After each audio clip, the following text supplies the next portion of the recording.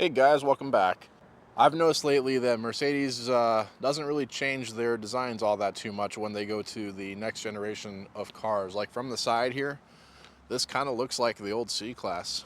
I'm surprised they didn't make it too much more different. Same with the S-Class, same kind of with the E-Class. All these cars look the same now. Anyway, let's get inside and see what's going on.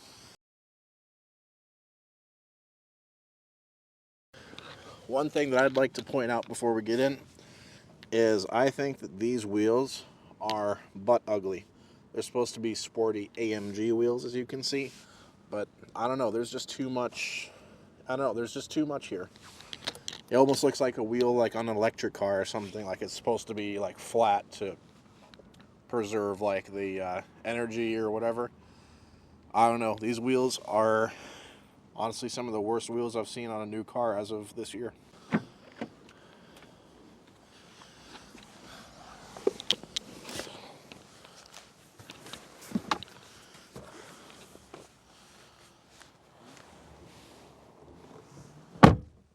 I mentioned how I didn't really like the design of the W223 S-Class when I made that video, and how it looked a little bit tacky and not as elegant as the W222.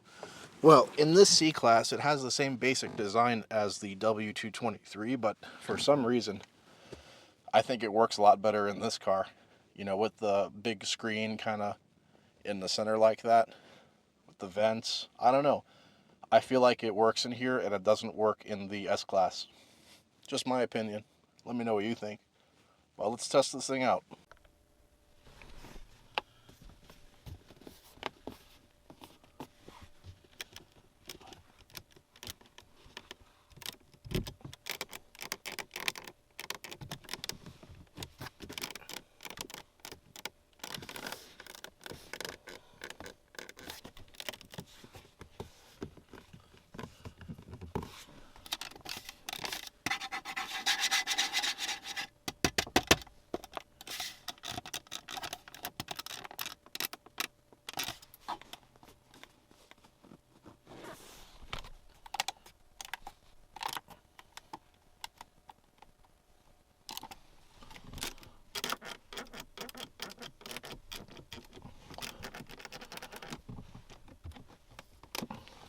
Well, guys, you can see and hear the fit and finish seems to be on par with the W223 S-Class that I did.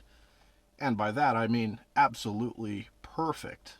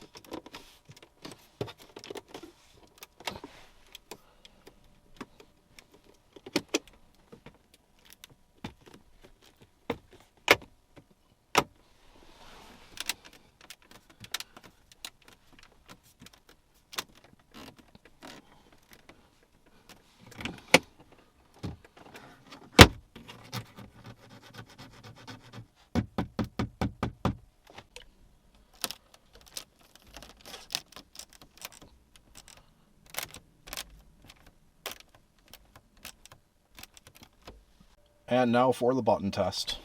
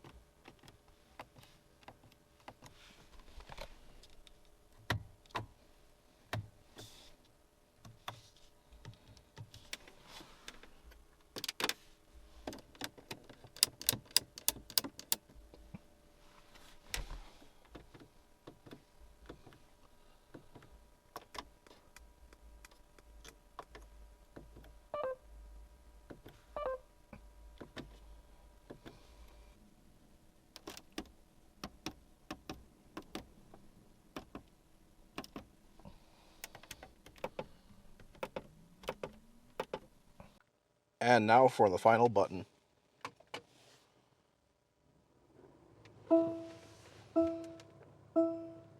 Alright guys, so when the automotive journalists say that the Mercedes C-Class is just like a baby S-Class, they are not wrong at all.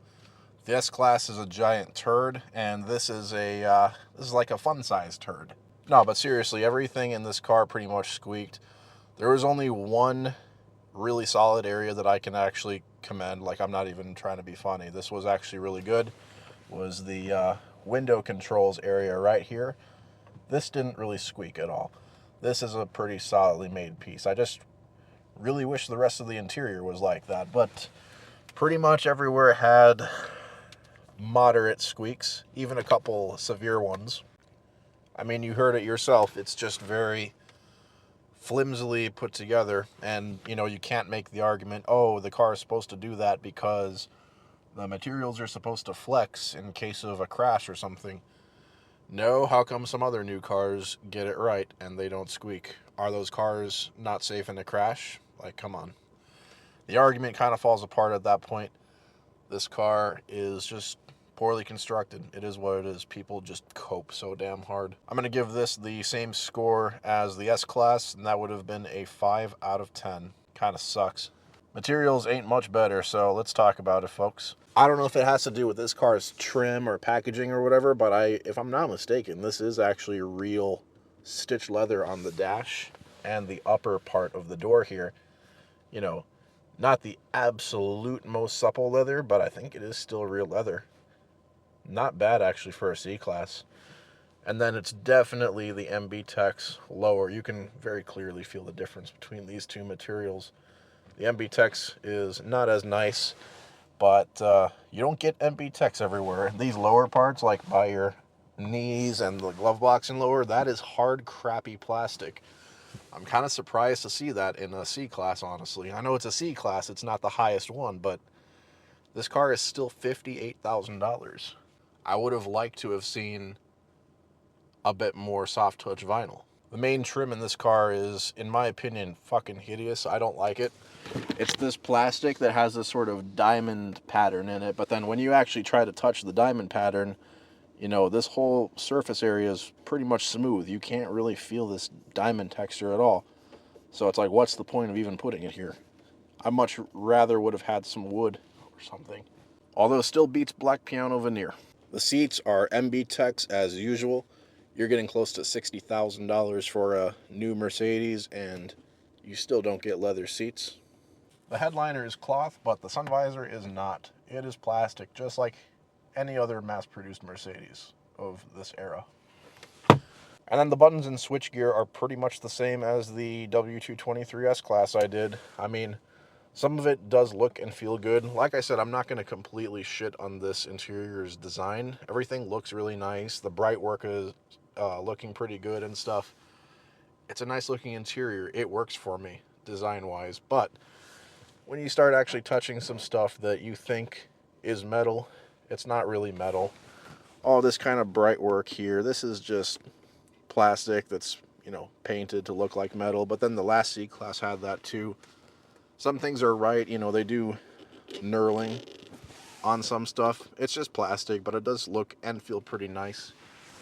And then all these buttons in the cars are kind of this sort of glossy piano black, again, look to them. And then it's just one big button that controls multiple points on the car.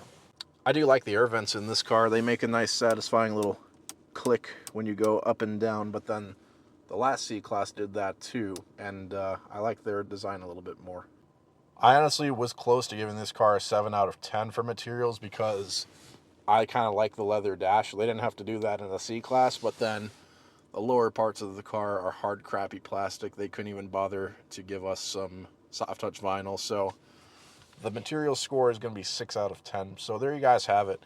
5 out of 10 for fit and finish, and 6 out of 10 for materials. Please let me know your thoughts. I did drive this car around the block really quick. This is my first time actually being in this generation C-Class. I've never driven one or even really seen one before.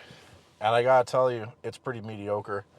The car accelerates all right. I mean, it's got the turbo engine. It should accelerate at least somewhat decently, but it's nothing wild.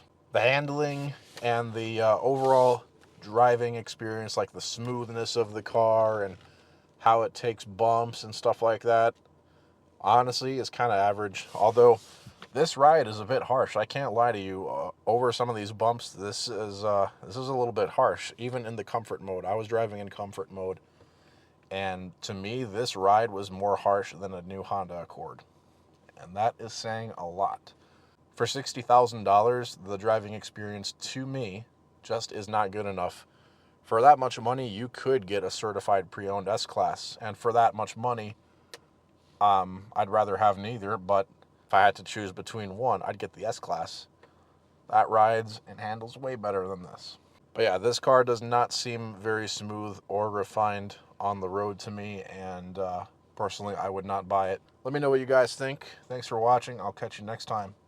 Peace.